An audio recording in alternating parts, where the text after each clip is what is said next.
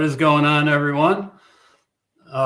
We have a guest co-host today, Cole Crosby, joining us. Cole, thanks for coming on, filling in for Johnny.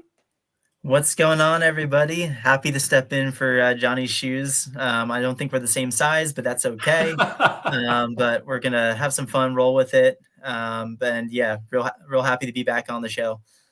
Awesome. Yeah, Johnny's on some unpaid time off right now, but he'll be back next week. So Cole, just quickly to catch up with you. I know you've been training hard for the 24-hour national or the World Championships over in France pretty soon. How's training been going for you? Yeah, it's now kind of wrapped up at this point, but it's been really good. Coming into it's just been this summer kind of really preparing for the event, and starting the summer, it was kind of like it felt like this World Championship was never going to get here, honestly. And it's crazy that in less than 3 days I'll be flying out to Europe, and then the following week it's going to be the competition. So. It's pretty surreal, but really excited for this opportunity, and training's been going really well. Obviously there's always highs and lows to, a training block and stuff, but overall I think it's been one of my better training blocks that I've put together in a summer for sure.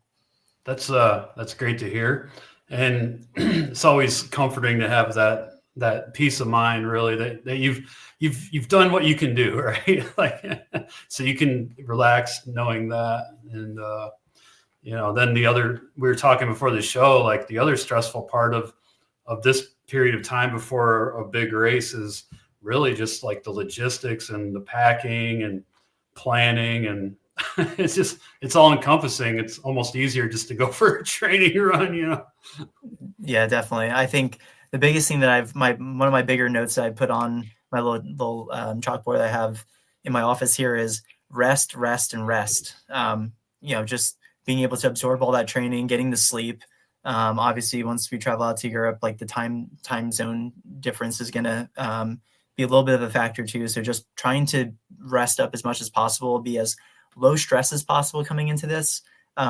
Just so we ultimately, me and my family, we can enjoy the trip, have a great time, and hopefully, put together a great performance, great effort out there. So we'll see. Yeah, representing the USA. Mm-hmm. Is there going to be like a live tracking or anything like that for this? I think so. It's a little bit difficult because the website, a lot of it is in French, and I don't know if it does a good job of how when you go onto a foreign website and it'll give you the English translation. Yeah. This one doesn't really do that per se, so it's okay. A little bit. I do know that I think there is going to be some type of live tracking. I don't think it's going to be as sophisticated as what we see with Mountain Outposts and the Airvipa streams and that kind of stuff. But I do think there's going to be something, whether we're going to have to interpret it from French to English. That's going to be kind of the thing to figure out, but there's going to be something, I believe. Okay, cool. And what day exactly is the 24-hour? Yeah, so it starts on Saturday, the 18th of October. Okay. And being a 24-hour race, right? It's going to start on the 18th and finish on the 19th. Okay. In France, I think it's about, in terms of the East Coast time difference, I think it's maybe 6 or 7 hours ahead. So yeah, I'll be finishing while people are going to be waking up in the morning, that kind of thing. And for the West Coast, you'll still be sleeping. So right. So a little bit different there, but similar to when people watch the coverage with UTMB and stuff. Kind of that it'll be a similar kind of, I think, time change difference. So Yep. The finishers are usually the finish is usually happening overnight, and for me anyway. But that's cool. All right, best of luck out there. We'll be rooting for you. Yeah, thank you. And one other thing that we wanted to ask you about we've kind of both been obsessing. Johnny and I have both been obsessing over the Mammoth 200, just from the video footage and like the drone shots and all the social media around it. I mean, that course it looks awesome. I mean, I'd like to just kind of get your perspective on like the trails, the course, from what you've seen, because I know you're out there crewing and pacing. So yeah, and funny story on all that stuff. So we ended up coming from the East Coast out to California. We were initially supposed to fly into Reno, and we ended up getting, I think, like 3 or 4 flight delays, all kinds of different things, mechanical issues with the plane, going from Boston out to Reno to there was like windstorms, I think, at the airport in Reno at one point. And then ultimately what happened was me and my wife with Chaos Crewing, we ended up missing the first probably 100 miles of the race, roughly, like 80 miles of the race. Luckily we had Brittany, who's she was already out in California with Kevin Goldberg and Melanie. They're in Colorado. Kevin kind of runs the Distance to Empty podcast. So we kind of did a little collab kind of thing. And long story short, we eventually made it. Right. We were supposed to be out there on like Wednesday, and we ended up making it there. At the race, we drove in at Saturday morning. Oof. The race starts on Friday in the morning. So, we flew into San Francisco, got a rental car, and like it was like a red-eye flight. So we got into San Francisco at like 11 o'clock at night, drove straight through Yosemite National Park. That was pretty wild.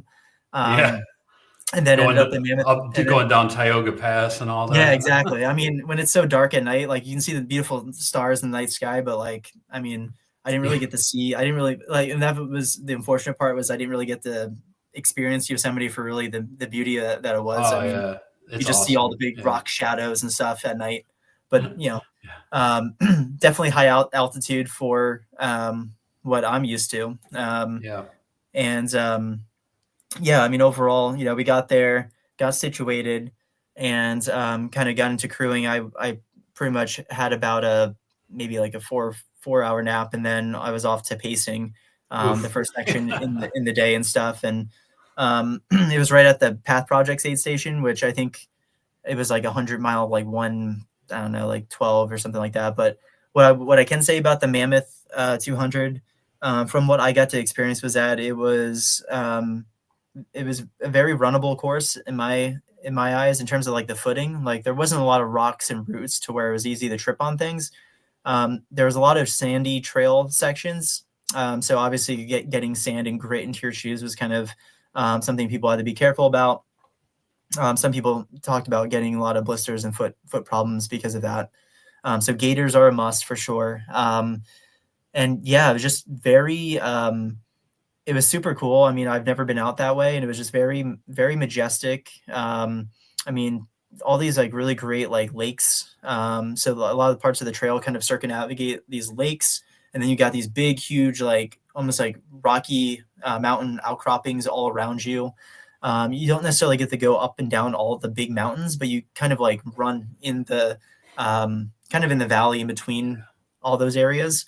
And I did get to finish the race by pacing Kevin up Mammoth Mountain. So they start the race going up Mammoth Mountain. It's like 11,000 feet. And to end the race, you have to go up Mammoth Mountain. And that was fun. That was something. We were up there in the middle of the afternoon, and the wind was blowing and howling. And Kevin did this crazy experiment where he did not sleep the whole entire race. So he finished in 58 hours, I believe. He didn't sleep one time? Nope. So the only sleep that he got was he was struggling. Excuse me. He made it up to the Mammoth Mountain summit, and he was like, "I just need to lie down and close my eyes for like 10 minutes." Yeah. He only lasted for 6 minutes, and he didn't really get to go to sleep. He just kind of like just sat there. Yeah. And at the time, Jeff Pelletier, he's a cool guy. Our friend from Canada, great cinematographer and stuff in the sport. He came into the aid station, so I was chatting with him and his pacer. Nice. Yeah, And shortly after, Kevin kind of like snapped to and was like, all right, that didn't really work. I feel better though. But so like, let's get out of here. And, we finally made it down the descent. And then at that point, obviously with Mountain Outpost and stuff, they have the drones. And so Kevin's kind of a celebrity in terms of he literally, like when I was pacing him half the race, he's like on his phone in the chat messaging people. And I'm like, Kevin, I'm like, keep running faster. Come on, man. Like this is slowing you down. Yeah. But for him, it's like that gets him, keeps him focused, and he just loves it. He eats it up. So it was fun to kind of see that side of things with him. And he ran his fastest 200-mile time. Wow. And I cracked the whip as much as I could to get him to the finish. But all in all, I mean, I think it's definitely an awesome race for a year one event. It was very well put together. There were some things where I think in terms of improvements, just from talking to Melanie and Kevin and just from some other runners, I think they'll iron out a little bit more food options at the aid stations. Yeah. Some of them were pretty remote aid stations where there wasn't as much. And it's also the timing of things too. Like I think the race directors will figure out the cadence a little bit better in terms of when to have more ramen at a certain point and that kind of stuff. Yeah. Right. But besides that, I mean, I mean, it was probably one of the best marked 200-mile races that I've ever seen. So, I mean, yeah, it was really well done. The swag was cool. Obviously, like finishing in Mammoth Village was really cool. I mean, I think it's going to be one of those staple events, right? Like I think people will run Cocodona kind of in the spring, early summer, and then do Mammoth in the fall. So I think that will probably be something that we'll see more people do. That was kind of exactly in line with our thoughts. Like that's the first thing when I was watching all the coverage of this race, I'm thinking to myself, this is an instant classic. Like it's, like it's just awesome. Like all the, like you said, the trails look really runnable. I was out in the Eastern Sierra, I think in 2020, we camped at June Lake and then we did some hiking in Mammoth, to Duck Lake. And it's just, like you said, it's just majestic. I mean, like these lakes with the mountains right behind them. And it's out of this world for the United States to know that exists there.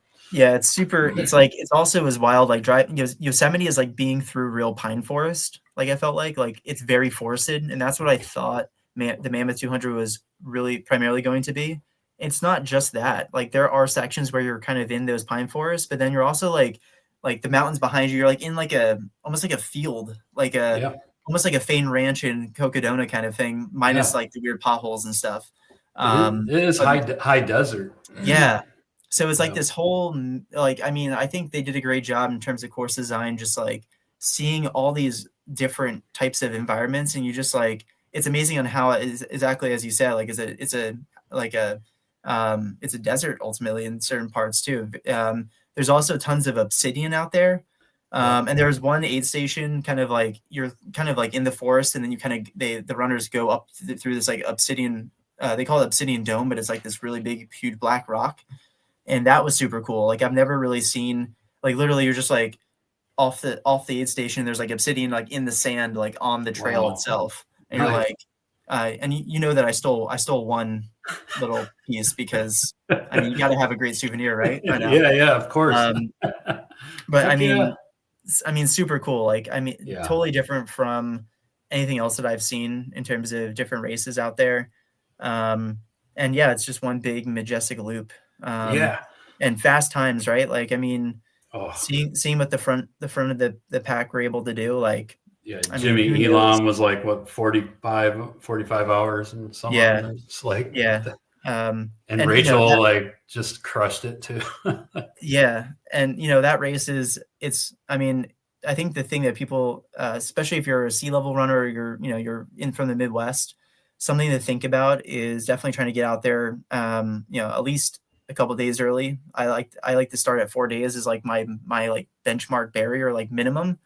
Anything more than that's going to only help you because it's like the lowest elevation that you're at in that race is maybe like like 7 or 8,000, and you're only up from there. And so just being, just making sure that you're kind of adjusted there, because it is kind of like it's like a low elevation version of Colorado. So you're just up at altitude the majority of the race, and that can definitely affect you. So just something for people to think about. Yeah, it definitely helps to acclimate. I know there's a lot of elite runners that will put in like a training camp there in the Eastern Sierra, like from California, when they're getting ready for Hard Rock. Like Dylan Bowman's done that before, like a good solid 4 days of training in Eastern Sierra. But it is important to get there early if you are not used to the altitude, for sure. Yeah, I mean, like Mammoth Lakes, I believe, is like 8,000 feet. Like it's higher than Flagstaff even. So, so ultra runners out there, Mammoth Lakes is a great training ground for high elevation training. So just something to think about.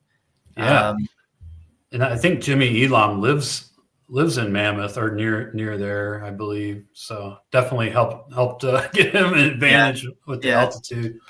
And he's fast as hell, so that helps out too. All right, cool. Let's jump into some race results. Have a breakdown of Perpetua Coast 50K. I was out there. I ran that on Saturday. And also we'll go over an FKT that was set in Cole's neck of the woods that maybe he might have his eye on in the future. I don't know, but and then we have the mind-boggling stats from Kilian's States of Elevation project. The final stats are all in, and it's just insane. I can't comprehend it, and actually, probably not many of us can comprehend it. No, not at all. I was going to say I'm a little sad that it's over though, because it was really fun following along. But yeah, so let's get this pulled up here. Yeah, so Perpetua Coast 50K put on by Daybreak Racing in Yachats, Oregon. It's right on the coast there. I've been to the Oregon coast before, but I've never been that far south. I've never been that south of where that race is. It's about a 3 hour drive from Portland.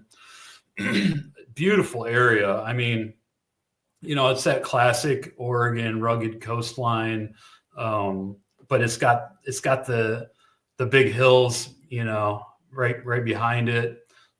There was, like the first 6.5 miles of this 50K were flat, like on a beach and on a little gravel path next to the road, and before you hit the trails.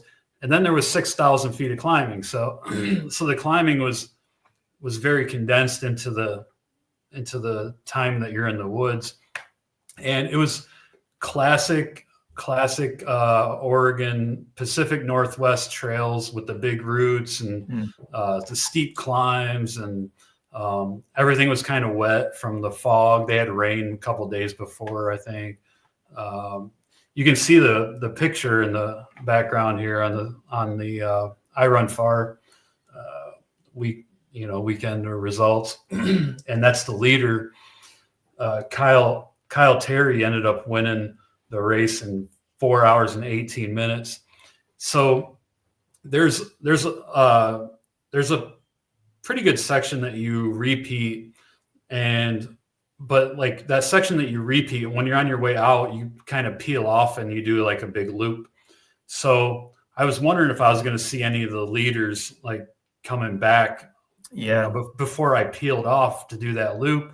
And I did. The first and second place male or men, they both went by me before I peeled off. I was like, you got to be kidding me. Like, it's just insane. But they were both moving, and they weren't too far apart either. But Kyle Terry, like I said, he ended up winning in 4 hours and 18 minutes. And Lauren Daniels finished in 4 hours and 56 minutes. I was going for 7 hours, and it was a little more technical maybe than I anticipated. I saw some YouTube videos, and I was like, oh, man, these are like smooth butter pine needle all trails. Like, I'm just going to crush it, but I finished in like 7:19. Not bad. Pretty close to the goal. Yeah. I'm happy with it. And Johnny was out there. He couldn't run just for some medical reasons. But he was out there, and he showed up at a few of the aid stations. So that was cool. He's out there on vacation. So it was fun hanging out with him after the race too. And my wife Jessica, her cousin Joe, he also ran the 50K out there. So, and he got it finished. So that was fun. It was a good time. Daybreak racing, they put on great events. And one of the race directors said maybe a couple of them grew up not far from Yachats. And he said that these trails were their playground when growing up. So I'm like, pretty nice playground. Yeah, right. But yeah, really cool classic Pacific Northwest race. If anybody's looking for a fall 50K, like for a vacation race. Cuyamaca 100K in Julian, California. I've been out to this area before. It's like exposed high desert. I've been on some of the trails that San Diego 100. This is where San Diego 100 is too, out here. Cuyamaca, I believe it's state park area. And let's see, I know Kati Lan, who's a Bay Area runner, and I'm friends with her on Strava. She ended up winning for the women in 11 hours and 50 minutes. And Jesus Topate Jr. won in 8 hours and 58, which is pretty smoking. They're like some rocky trails. It's like, I don't know, your classic like Southern California, like exposed running. Let's look like there's some pine trees here in this shot, but yeah, Jesus too. I've run. I did the Kodiak 100K. What was it, 2022 or 2023? And I remember running a little bit with Jesus. He's a very, very strong runner. He finished. I didn't have a great day at Kodiak, and he had a great one. I think he was at least top 5, if not maybe like 3rd or something like that. Like he had a great run. So he did the 100K out there. Yeah. So I've seen him. I think he's done like maybe like Angeles Crest. He's done some of the, like, he's definitely a California guy. Yeah. So it's great to see him at the top. Yeah.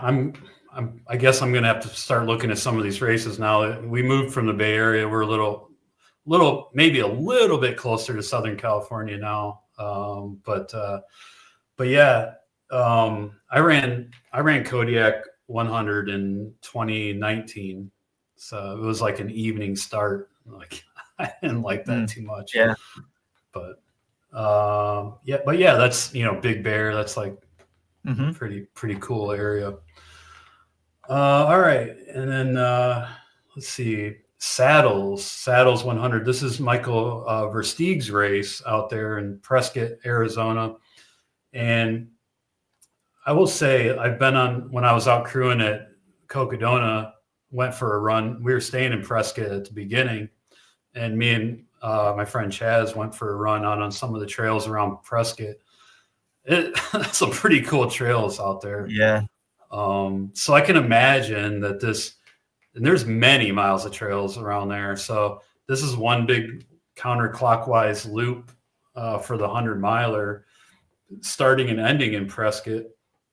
So I can imagine it's a pretty cool course, because Versteeg, I think he grew up, he's lived in that area all his life. So he probably knows those trails like the back of his hand. Yeah, you'll love my code name for Saddles. I call it the Satisfy Showdown, because obviously Satisfy kind of has helped, help finance and kind of put that put that event kind of on the map there, with Michael Versteeg, of course, being the race director. Yeah. And when I did Cocodona in 2022, because they had a fire reroute, so I didn't get to do the first, really the first 80 miles of the kind of original course where you go through the Bradshaw Mountains and whatnot. So we had to do a loop through Prescott. And I think there's some similarities in terms of like kind of some of the same trails. And from what I remember, it was like just really cool. I mean, at that time, the aid station, that one of the ones we went to was called Skull Valley, and it's like just really cool views and like cool rock features. And I think that they also will go through the Granite Dells, whether they Yeah. start going through it or they finish going through it. I know that that's a part of the course, and that's always been a signature part of Cocodona. So yeah, I think I think Saddles is kind of like on the up and up too. Obviously, we can call the Satisfy effect, the Michael Versteeg effect, but also just like I think it's a good time of year too for that area, and to kind of have people kind of experience and do a different event, kind of in and around some of the trails that maybe they've done Cocodona before and they want to have a different experience. Like Saddles can definitely help facilitate that. So. Yeah, that's great insight. Definitely one that I wouldn't rule out in the future. Looks like a cool event. First place was Johnny Ramos. He blazed it 17 hours, 57 minutes. And first place for the women was Lindsay Wagner with a new course record, 22:36. Yeah. And yeah, she was the first female to go under 24 hours at Saddles. So congrats, Lindsay. They have a 50-mile event too. I think that's a point to point, if I'm not mistaken. Yeah, and Vadia Nakrosiu set a course record for the women in the 50-mile, 8 hours and 46 minutes. And Stian Dahl Somerset also set a course record for the men, 6 hours and 45 minutes. So that is a blazing fast time, given those trails, and given that you're not as high up as like the Mammoth course, but I mean you're at least above 5,000 feet. So and you're getting higher at certain points too. So I mean he's running like 7:20-minute miles, 7:30-minute miles to do a 6:45. So that's pretty dang impressive. Yeah, and those aren't always smooth trails either. No, definitely not. Yeah. Cool. Oil Creek is the next one we wanted to talk about. So Oil Creek is in Pennsylvania, Titusville, Pennsylvania. This is a race that has been around a long time. I know when I was first getting into ultra running, there was a pretty good contingent of Ohio runners, because I lived in Michigan, but I hung out with Ohio runners a lot. I'm from Ohio originally, but there was a pretty good contingent that would go and run Oil Creek in the fall. It's kind of a staple fall 100-mile. They also have a 100K, a 50K, and it's a 50K loop, and then they have a shorter loop at the end for the 100-milers, just to fill out their 100 miles. But classic Pennsylvania, technical, fall, probably leaves on the trail. I never got a chance to go up there, but I heard a lot about it. So you mentioned that you are somewhat familiar with Oil Creek. Is that? Yeah, when I lived in like central New York State, a lot of ultra runners in that crowd and community would go out to Oil Creek. I've never had the chance to be out there, but same kind of thing. Like I've heard from word of mouth. I would say that it's probably it's one of the more runnable. Like it's still challenging, but it's not like Eastern States or like some of those like Rocksylvania where it's like you're running over just like wet boulders the whole time. It's not that. Okay. It's still challenging, but it's I would say it trends on the more runnable side in relation to Pennsylvania, at least. Yeah. Which is great, right? Like it's a good mix to where you can still run a pretty fast time, but there's still plenty of challenge there. You're not on a rail trail. You're really running some great trails out there, kind of in that like Pittsburgh like vicinity area. Okay. Alleghenies, I guess, is kind of like the mountain range. That's kind of where that's at. So yeah. Yeah, that's cool. Okay. Yeah. Let's see here. Oil Creek.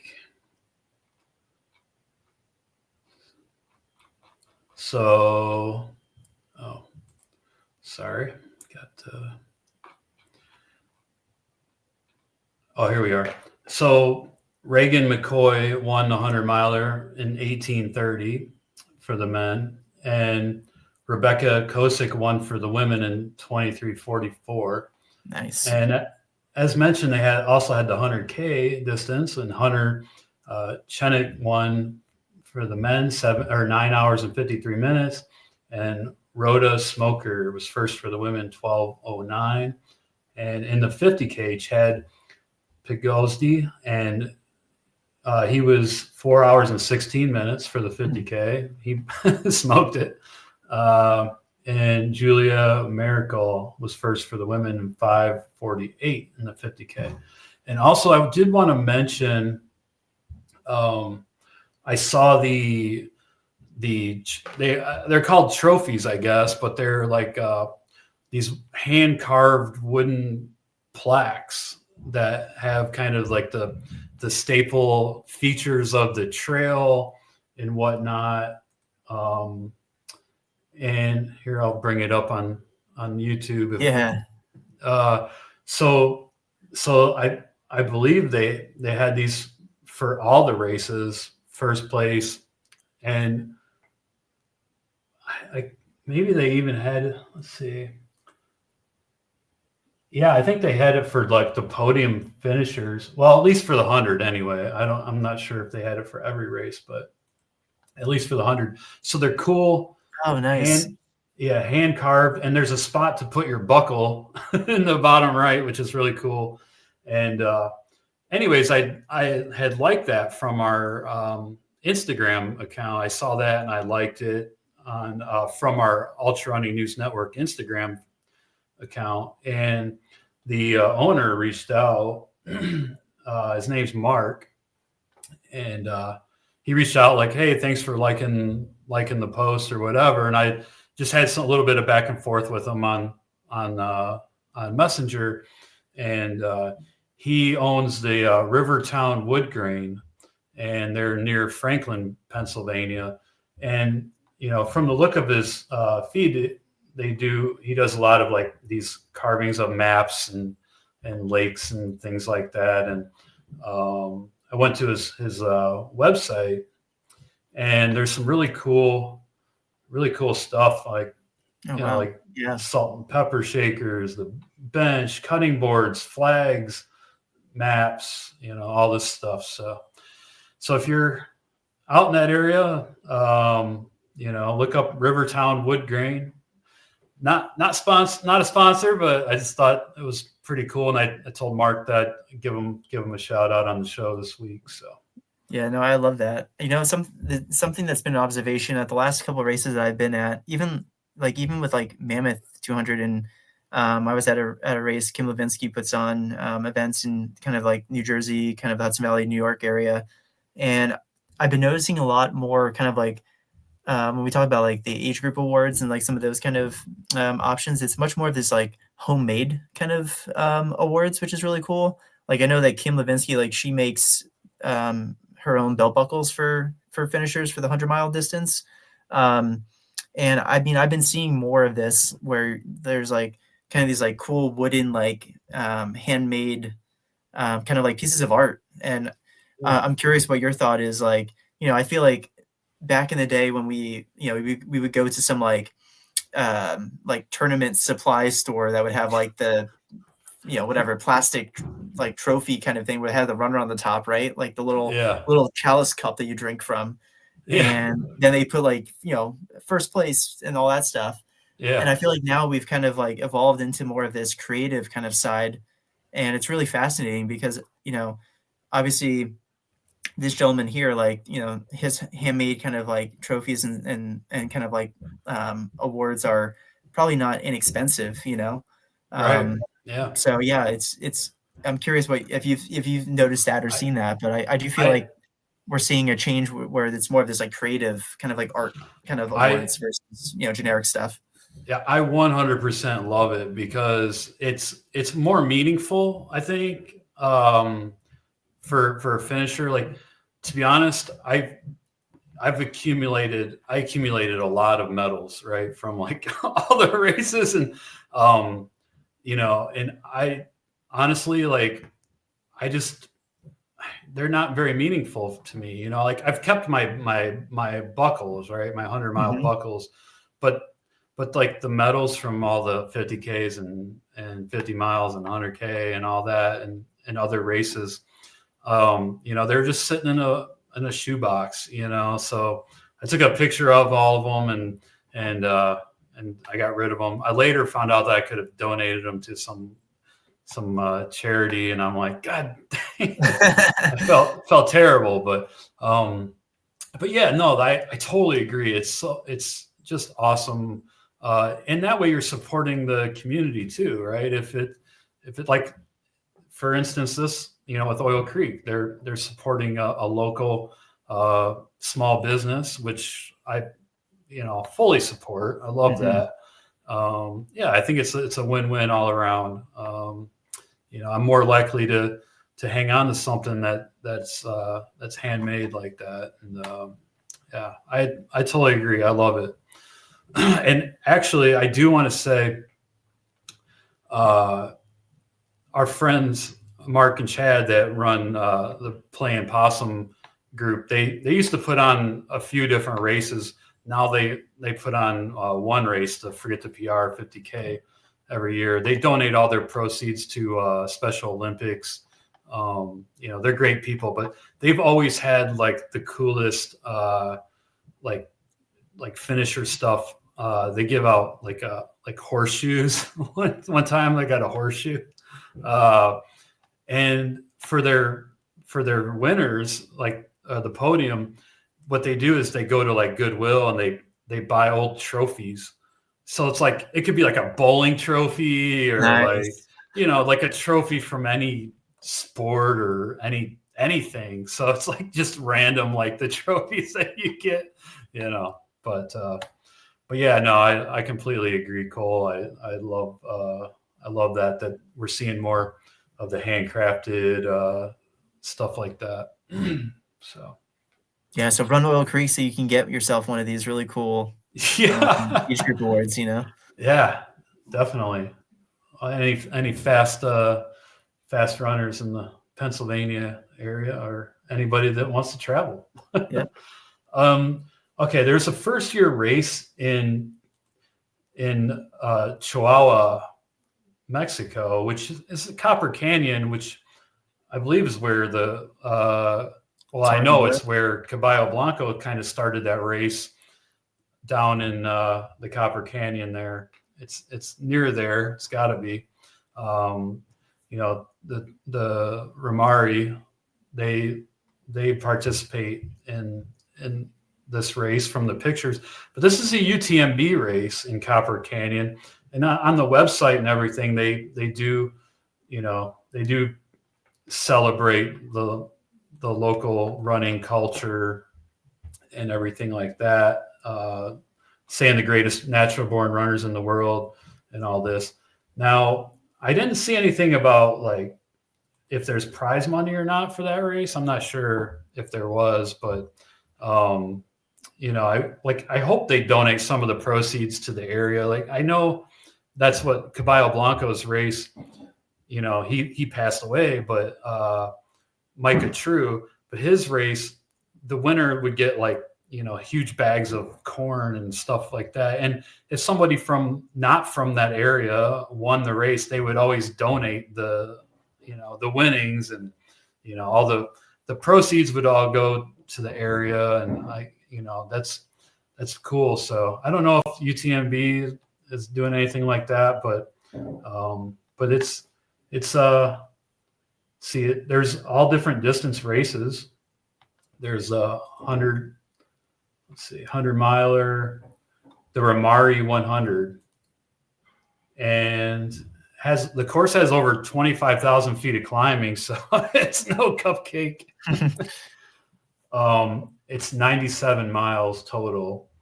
And Victor LaRoque from Canada, he took the lead at mile 70 and ended up holding on to win in 21:21. And Elena Orman from the U.S. was fourth overall and first for the women. She finished in 24 hours and 21 minutes. So she beat she was 5 hours faster than the other women. Man.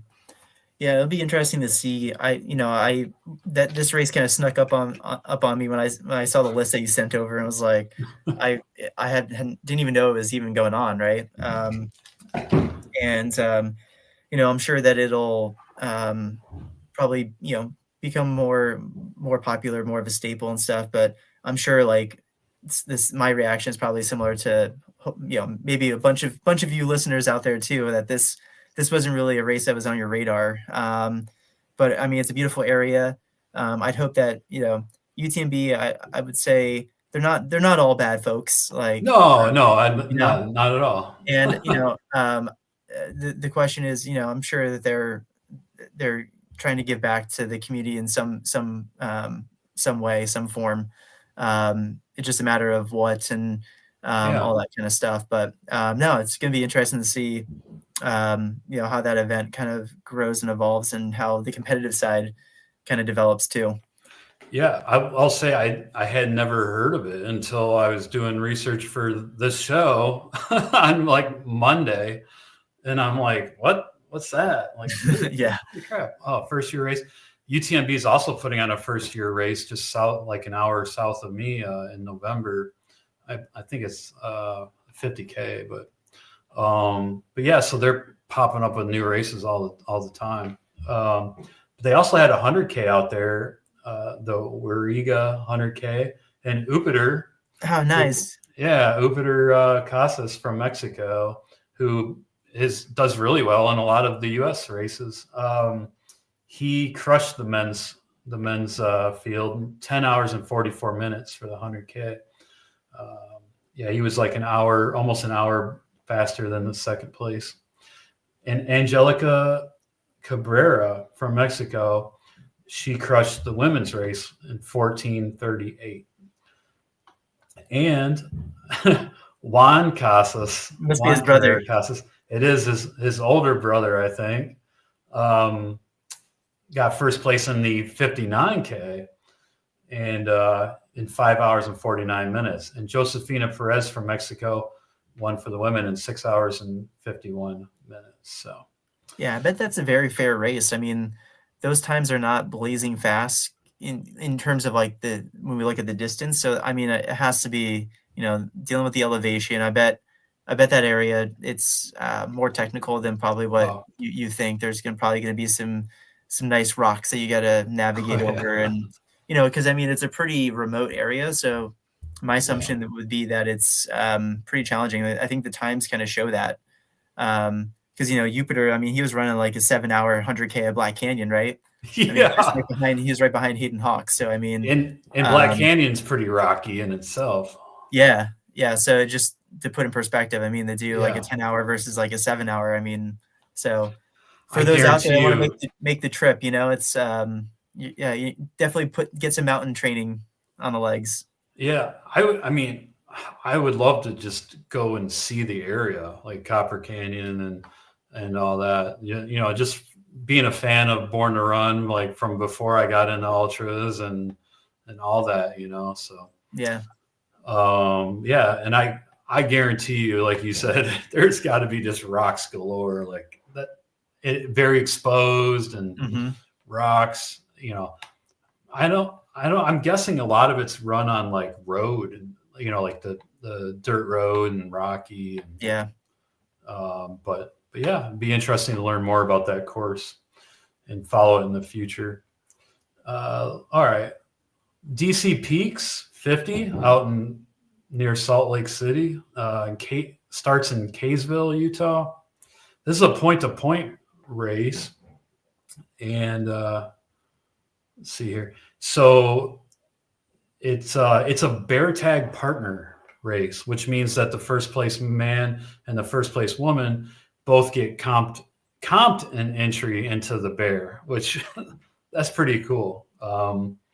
Bear is a really cool race. I talked about it a lot in the last episode, but but yeah, so it's around 11,000 feet of climbing, so it's not a cupcake 50K.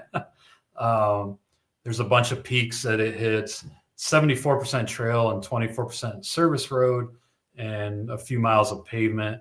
They did have to modify the courses here, though. I guess they had some really nasty, cold, wet, windy conditions, and only 103 of the 177 runners that started ended up finishing the 50 miler.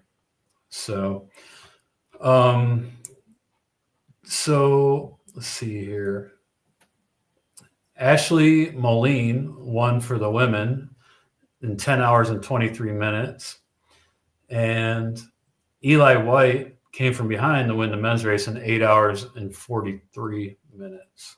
So they're both comped to entry into the Bear. Nice. I love that idea. Like, I wish that more races did that. Like, I wish more race directors are like, hey, let's build a partnership, and like, because I think it makes it more fun, and it also kind of creates a system of like, you know, it's something that people can build a calendar around and be like, man, I really want to run the Bear. Like, I can sign up for it, but man, how cool would it be to like win an entry into it, right? So, I just, you know, I mean, obviously we see this with the golden ticket chase for Western states, but like, I think it's just such a cool thing. I would love to see more races of all different types of, you know, distances and like in different locations across the country, like do more of these kind of things.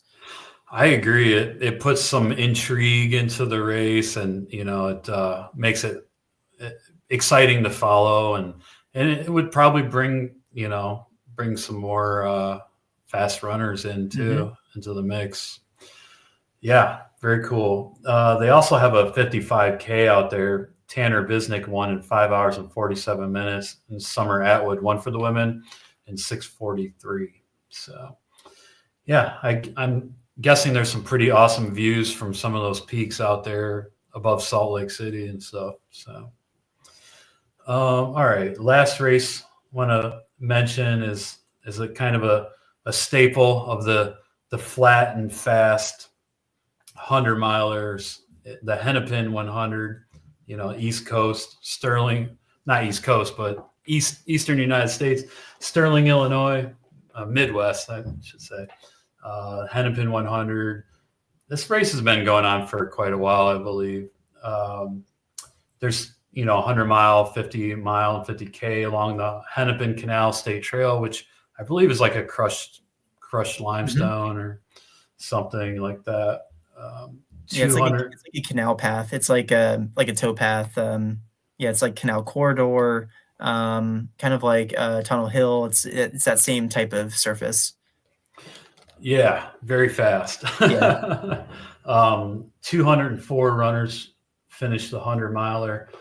Jim Sweeney won for the men in 13:47, and that was the fourth fastest 100-mile men's time of 2025 so far. Amazing. Funny story with Jim Sweeney. So I've known him for a while. When I first got into ultras, me and him ended up running JFK together, and we were like right with each other. Like, he was, I think, fourth and I was fifth. So I mean, he's definitely a couple years older than me, but I think he's been known for just running really fast 100-milers. Like, he's done Umstead a bunch, and he's won that race a bunch. Yeah. And I mean, this guy's probably run a dozen 13-hour 100-milers. So kudos to Jim Sweeney. You're throwing down. You're still crushing and running blazing fast, man. So really awesome to see him pop up there on the list. I saw that over the weekend. Was like, oh my gosh, like he's crushing it. Like, this awesome. He's not slowing down. So pretty amazing. So cool. Do you know where he's from by chance? He I think grew up in like Albany, New York area. Okay. Yeah.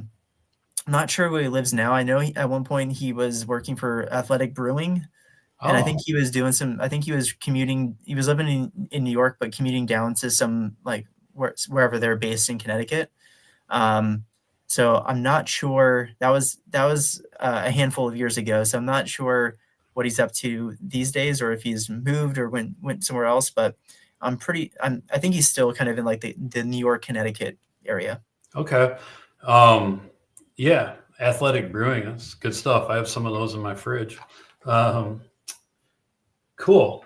Yeah, and for the women, Denise Barasa led wire to wire, 1809 to win for the women. So 50-mile finishers, Lauren Hutchins won for the women, 8:37. Phil Young for the men, 5:58. And the 50K, Matt Jackson, 3:29 for the men, and Emma Tung for the women, 4 hours and 10 minutes. Nice. Yeah. All right. Let's jump into FKT here. We have the State House to State House from Boston, Massachusetts to your home, right? Do you live near Providence? Yeah, I live in Cranston, which is it's 4 miles outside of Providence, but Okay. I'm pretty much Providence, right? Like, yeah, probably I'm a 35 minute run away from downtown. So so you've been by the State House a few times. A bunch of times, yeah. Yeah. But yeah, so it goes from Boston to Providence, Rhode Island, from the State House to the State House. And it's 50 miles with like 1,500 feet of gain. I'm guessing this is all road, paved road.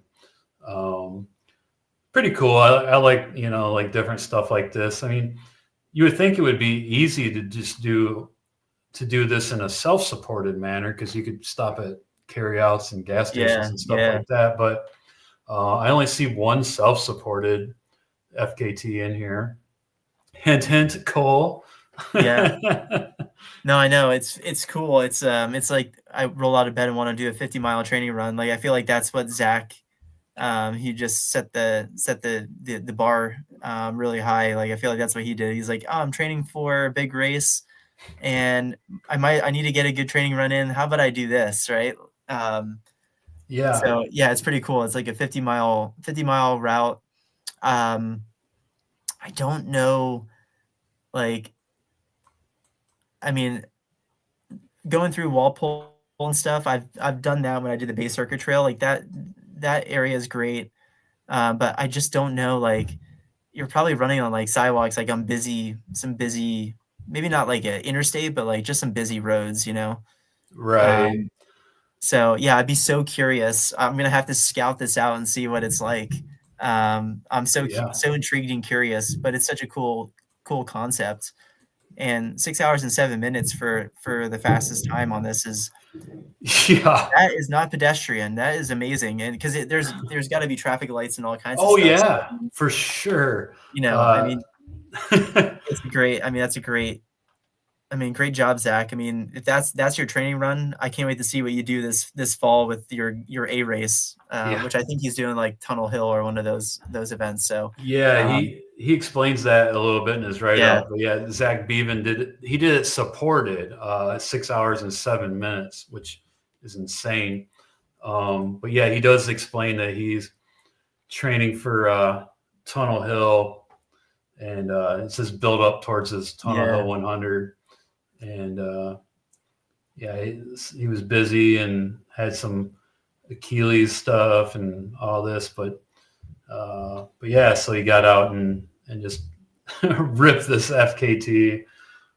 He's gonna smash Tunnel Hill, man. I think so. I mean, he is a great ultra runner. He's been doing ultras for a while now. I think he graduated from the University of Kentucky, and I know that he ran really well at it's the 40-mile race in Tennessee. That's Strolling Jim. Oh, Strolling Jim, yeah. Yeah, like I think he actually might have set the record for that race. Oh, that's right. Yeah, so, and he's been, I think, maybe on the 100K national team. I mean, Zack's definitely a talent for sure. Obviously, he does more the road ultra kind of scene. Yeah. So, I'm excited to see what he can do at Tunnel Hill. I mean, if he can just replicate what he did 6 hours and 7 minutes and multiply that by 2, he's going to put up a pretty great time. So I was going to say, yeah, like be going for the top 100-mile time of 2025, right? I think so. I'd like to see that. I think it's in his wheelhouse. So yeah, that'd be fun to follow. But yeah, the self-supported FKT is Corinne Kwasnik in 8 hours 18 minutes. So yeah, no, it's pretty interesting route. I always like these kind of oddball, like state to state, like state house to state house, like, and seeing the route, how they took, like, is there sidewalk the whole way? Who knows? Like you said, you're probably running into a lot of intersections and so you go like behind Gillette Stadium. So you cross over Route 1, which is good. I was afraid he's going to be running on Route 1 most of the time. Okay, and you go through downtown Foxborough, which that's a cute little downtown. It's like they have like they call it the little roundabout kind of stuff. So you have one of those. Oh, okay. Cool. Yeah, super interesting. Yeah. Not right down 152. Yeah, actually that'd be kind of, I mean, there's definitely self-supported. You could totally go with that. I mean, there's tons of, if you're smart enough, you could call ahead to a restaurant and then pick up the food like while mid-stride kind of thing, Yeah, do like a Dean Carnazes, like exactly. pizza on the run. Yeah, exactly. Like there's a lot of ways that you could kind of plan ahead and be smart. But it goes to show you 50 miles away, downtown Providence to Boston. That's pretty cool. You could catch a bus up to Boston and then do the route back. Mm-hmm. But there has to be some wayfinding involved with this too, because all the streets. I mean, like how do you do 6 hours and 7 minutes with all that? I don't know. It's pretty. It just goes to show the shape that he's in too. Because I got to see him. He put in his notes about the Tark Fall Classic. I was out there during that event, and it was just like the humidity was off the charts. Like there was like a mini tornado that touched down. Wow. Like towards the very end of the event and stuff. I remember seeing him out there, and he was like, man, he's like, I think he finished. I think he did the 50K or so, and I think he was like maybe like second or third. And he was like, oh yeah, training's going okay. So it's awesome to see him kind of, come from a hot, steamy 50K race and then just smash this and really show like where his fitness is. So I know for me, like I've had those moments where you're like kind of doubting yourself, and then you are looking for something to kind of be a benchmark, and it looks like he's on to something.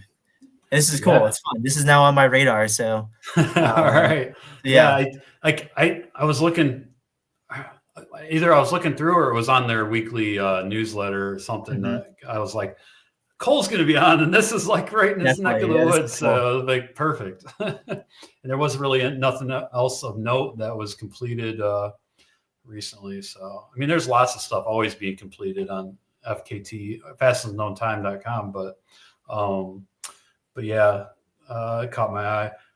One other thing that caught my eye was that Rod Farvard started a John Muir Trail FKT starting at Whitney Portal. So he's going northbound. And actually, he started Monday at 7 a.m. And right now, that's Pacific time. And right now it's 7:03 p.m. on Wednesday Pacific time. And I don't know where he's at, but I didn't check before the show because I looked at this on Monday. So I have to. Let's see how Rod's doing on this thing. Okay. Because he's got to try and beat like a Francois time or something, right? I think that's he has the overall record, which is like what Francois did on the JMT was just like absolutely crazy. Yeah, so that's a good point. Francois has the current FKT, which is supported. It's 2 days and 19 hours. So, yeah, like 5 hours shy of 3 days. So tomorrow morning will be 3 days. So he's got to finish tonight. And look from his tracker, it looked like he's just looks like he passed Mammoth Mountain, and he's up by Volcanic Ridge East. Yeah, so okay, yeah. I don't know. Let's see if it tells us I don't think it tells us the mileage. You know what though? Let's look at his Garmin. Oh, that is what we were looking at.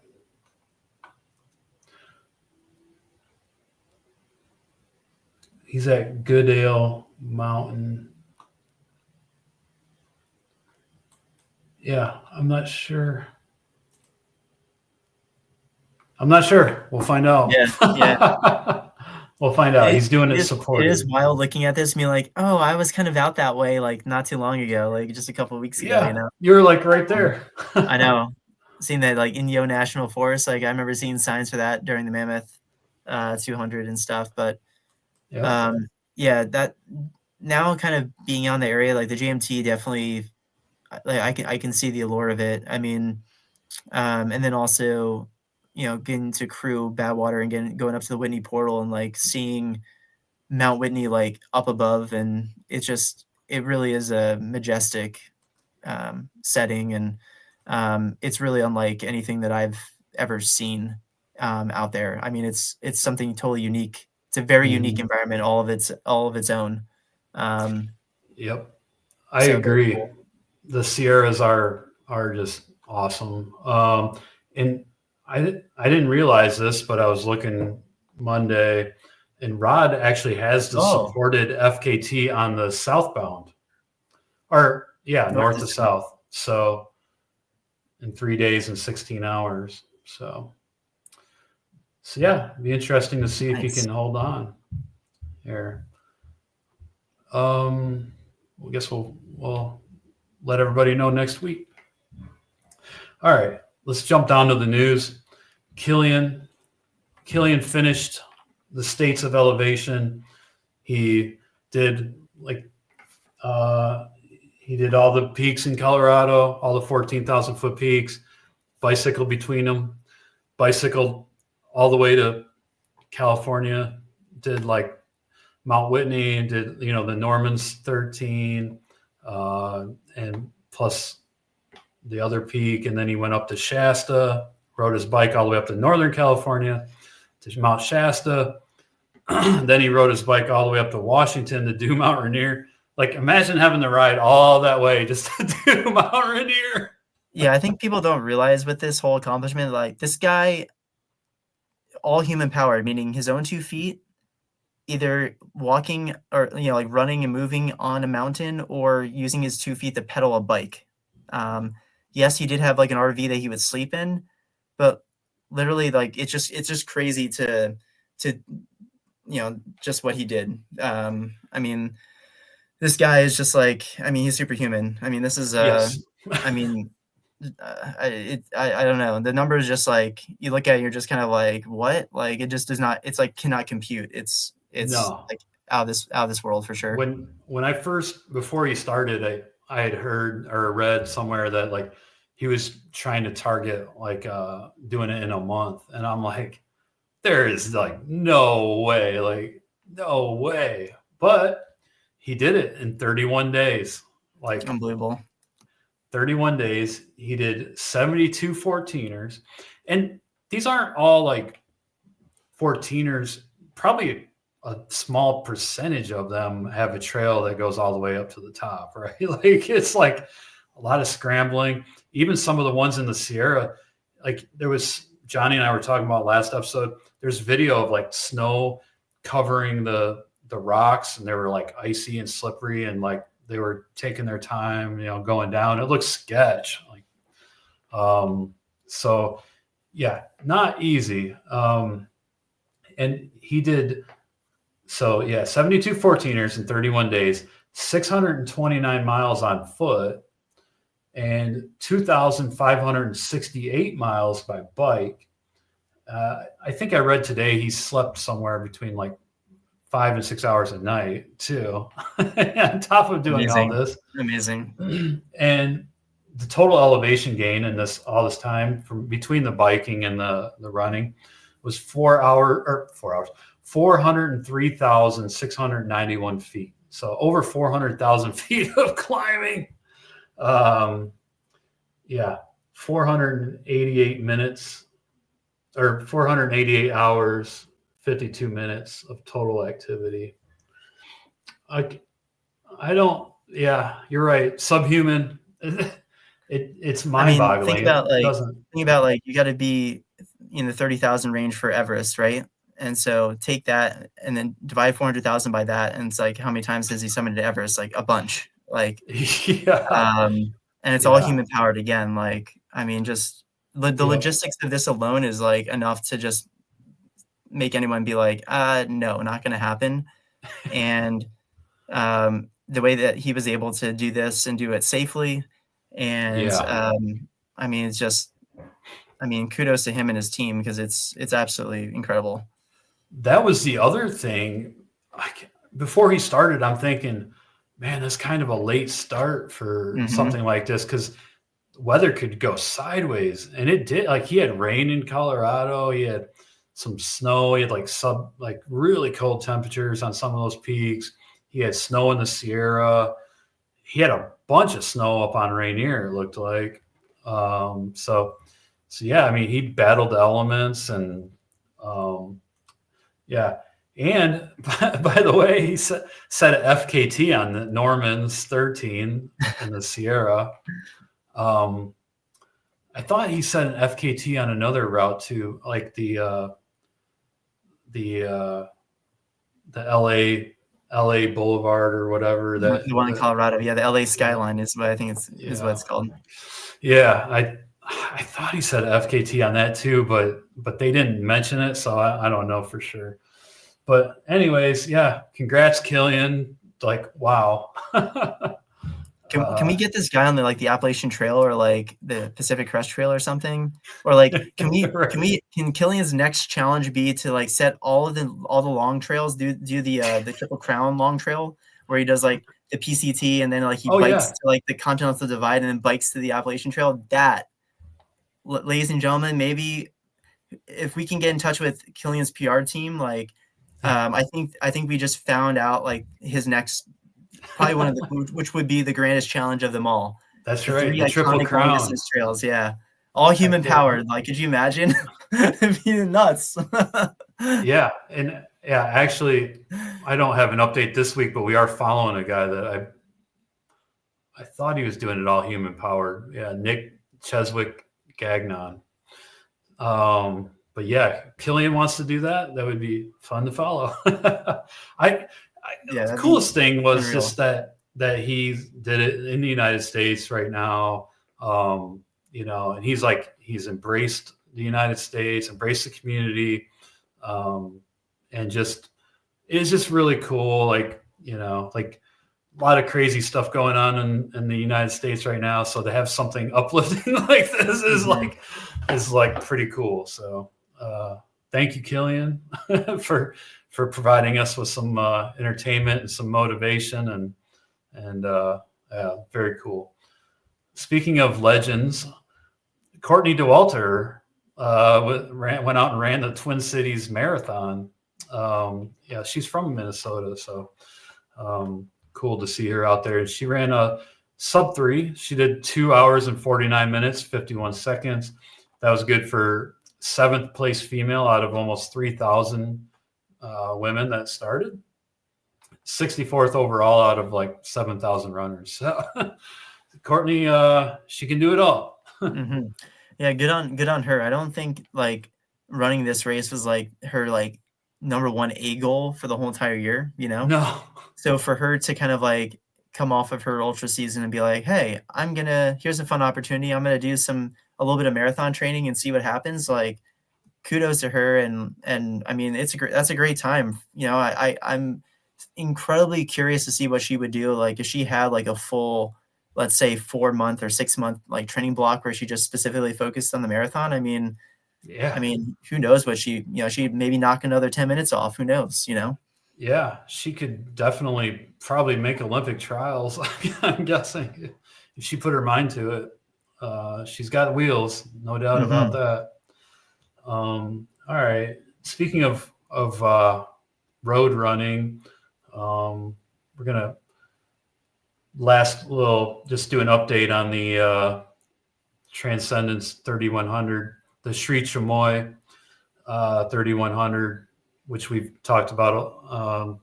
We give updates every so often. It's going on right now.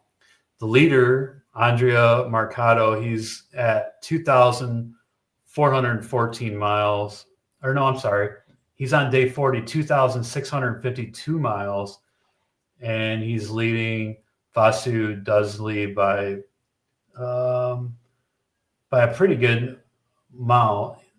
Vasu has 2,562 miles.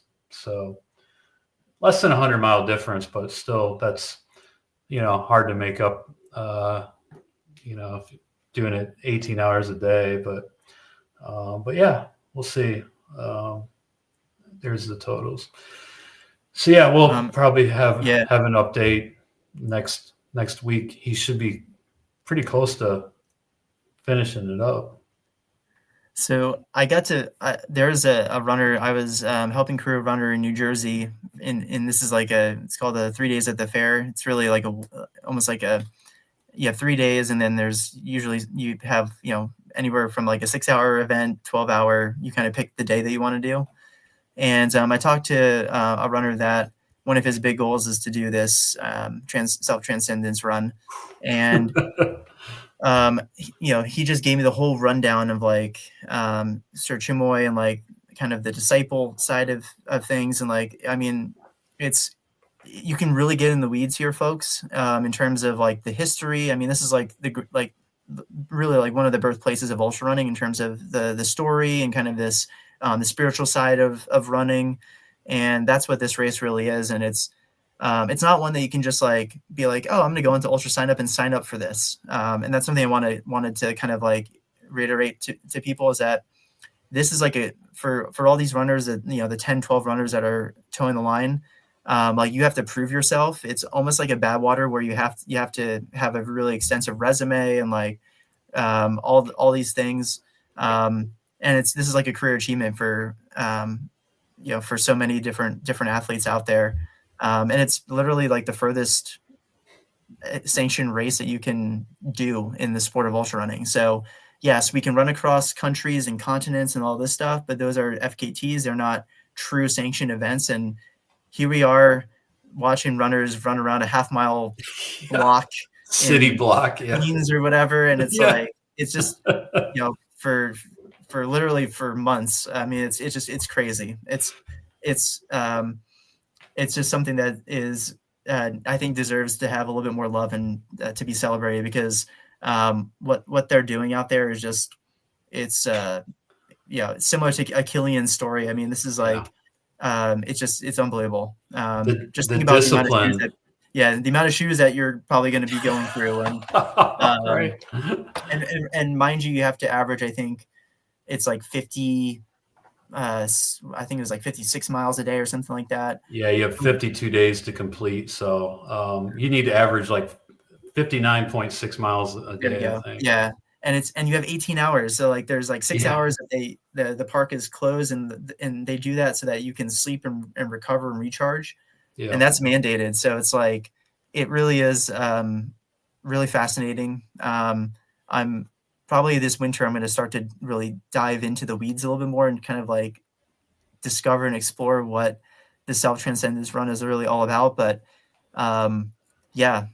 listeners out there, if you want to really push your limits, put this in as a bucket list thing, and keep working on yourself and your resume, and who knows, maybe you get the chance to partake in this crazy event.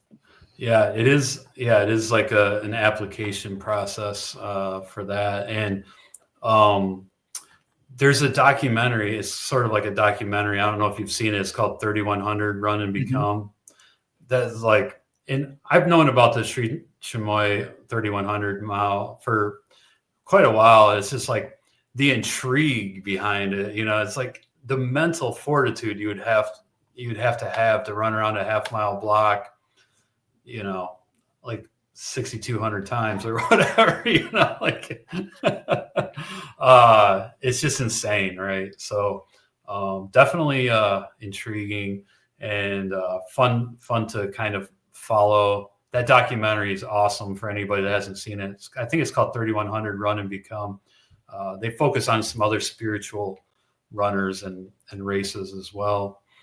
The Sri Chinmoy, I believe they put on a few different events. Like they're known for their loop style courses and like multi-day stuff. The other place I read about this was the Jared Beasley's book, Finding Al Howie. I'm not sure if you've read that, but Al Howie is like a great multi-day runner. No, I haven't. Yeah, he's originally from Scotland, but he lived in Canada for most of his life. Crazy guy, you know, like drank a lot of beer when he was doing the races and all this. Ran across Canada, and just pretty good book, Finding Al Howie. But yeah, he talks about the Sri Chinmoy and whatnot. It's been going on for a long time, so pretty cool stuff. All right, well, we're kind of in hour and 16 in. Let's just take a few minutes, if you don't mind, like the 3 T's. And I'm not gonna say my strategy because I've never run a 24-hour race, but like, and you don't have to share, you know, much if you don't want to because you're in competition. So like, what's your general like approach as far as like when you're racing a 24-hour, are you like shooting for a certain pace and like, or are you just kind of like going by feel? Yep. It's it's about being consistent. So I've been working on kind of like a goal average pace. You know, it's really just accounting for kind of like in the nighttime, like your pace potentially slowing down. And then for me, when I did it across years, I kind of sped up in the end. So I'm kind of like, I have a plan that kind of sits around there, but ultimately I want to PR, right? So I'm shooting for anything above 152 miles would be great. I think that that's very obtainable. And I think if I can be somewhere in the 160 mile range, I'd be really happy with things. So that's what we're shooting for. That's awesome, man. Yeah. Like, well, kudos to you, you know, for making it and representing the United States. And I really look forward to following along and seeing how that plays out. So. Sounds good. All right. Well, I think we're gonna call it for this week, but thanks everyone for listening, and thanks Cole for coming on and being the guest host, filling in for Johnny. Much appreciated, and best of luck over in France. Thank you so much. All right. See you, everyone.